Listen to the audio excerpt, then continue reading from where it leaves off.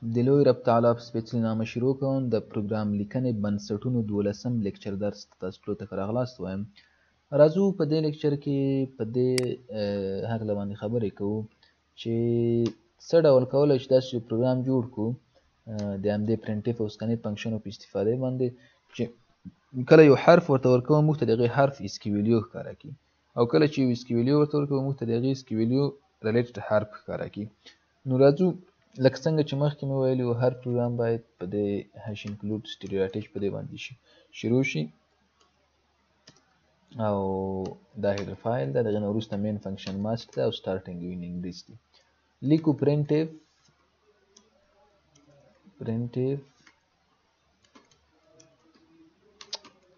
enter any letter صحیح ده. یو حرف د کیبورډ لارې اخلو، د سکنیف لارې سکنیف فنکشن په واسطه باندې حرف اخلو، هغه حرف موږ سره پرسنټ سی یعنی یو کرکټر ترلاسه کوو. کرکټر په کوم ځای کې سټور کوو؟ یو وریبل دلته ډیکلیئر کوو ورته کرکټر مثلا ال په نوم سره یا د ال ای ټي په نوم سره وریبل ده. نو هغه حرف چې موږ د کیبورډ لارې اخلو په کوم ځای کې ذخیره کوو؟ په ال ای ټي وریبل کې. اوس یې ښکاره کوو، لیکو چې پرنټیف په کیبورډ باندې په سکرین باندې هغه ښکاره کوو you entered the letter. کوم لیټر مو انټر کړی ده؟ پرسنټ سی لیټر. پرسنټ سی یعنی کوم لیټر ده؟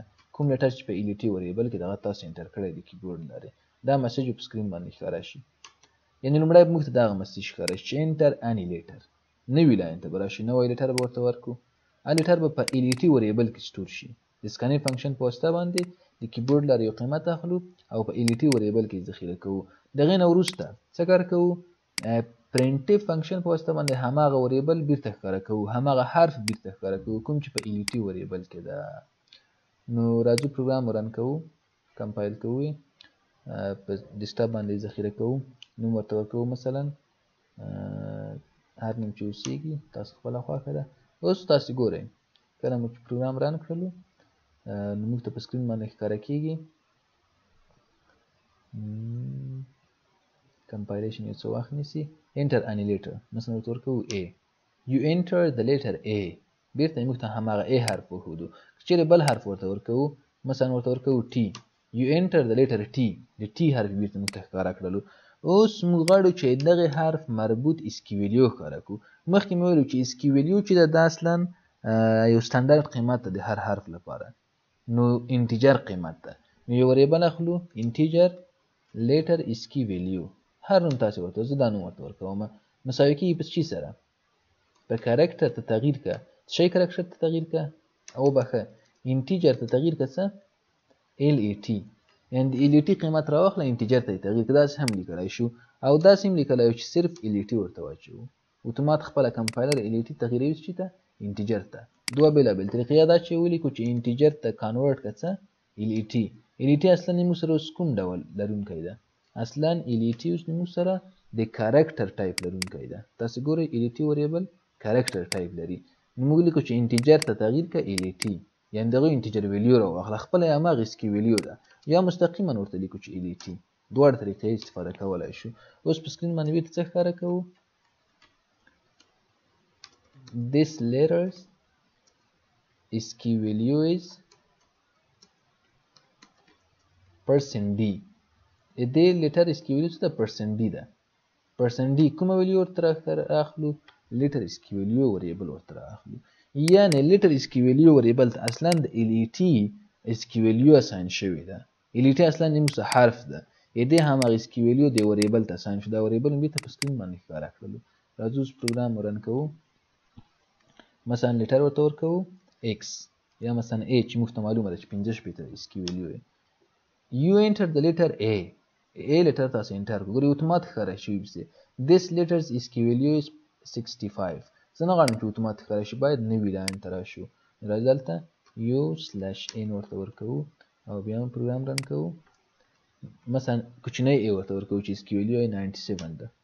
تاسو ګورئ you enter the letter A. this letters اسکیویلیو is 97. یعنی یو حرف یې واخیستلو او اسکیویلیو ته یې تغییر کړو. موږ مخکې ویلي وو چې اصلا د A حرف دغه نمبر په اساس باندې ذخیره کېږي په هغه کمپیوټر کې، دغه نمبر په اساس باندې پروسس کېږي. ستاسو په یاد موږ ویلي وو چې اصلا په کمپیوټر کې هر څه چې په 0 1 باندې دي، په 0 او 1 باندې دي، نو کله چې A حرف ورته ورکوو دا اصلا یو انټیجر قیمت ته تغییري، یو ثابت قیمت ته تغییریږي، او هغه ثابت قیمت چې دغه وروسته 0 1 ته تبدیلیږي، او دا 0 1 په کمپیوټر کې اپریشن ورباندې ترسره کیږي، عملیه ورباندې ترسره کیږي، په کمپیوټر کې ذخیره کیږي، په هغې باندې کړنې ترسره کیږي.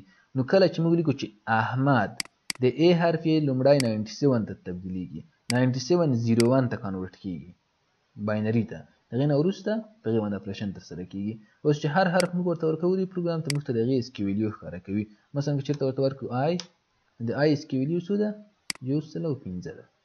هر حرف مربوط اسکي ویلیو ښکاره کوي. مثلا ام، د ام اسکي ویلیو څو ده؟ 109 ده. نو د هر حرف مربوط اسکي ویلیو موږ ته دا پروګرام ښکاره کولی شي. دویم برخې ته راځو. غواړو دویم برخې کې داسې هغه ولیکو چې موږ اسکي ویلیو ورته ورکړو، د هغې پروګرام موږ ته ښکاره کړي. نو لیکو پرنټ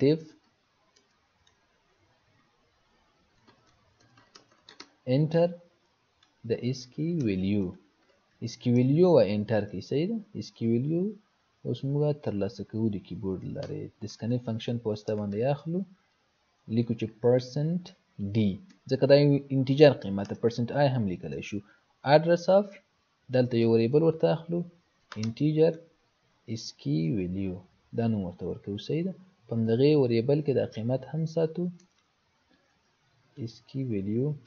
اوس د موږ سره په دې کې یو ثابت قیمت ده، په دې کې یو اسکي ویلیو ده، لکه 99 لکه 98 لکه 65 لکه 109. راځو غواړو دې حرف په سکرین باندې ښکاره کړو. نو دا چې حرف د موږ سره کرکټر ده، نو کرکټر وریبل ورته اخلو، لیکو چې کرکټر لیټر. صحیح ده؟ هر نوم ورته لیټر نوم ورته ورکوم او لیکم چې مساوي کېږي په څه سره؟ په انټیجر ته تغییر که، انټیجر ته شی تغییر که، ساري کرکټر ته تغییر که څه شی؟ اسکي ویلیو وریبل. اصلا دا چې موږ سره څه شی ده؟ دا انټیجر وریبل ده.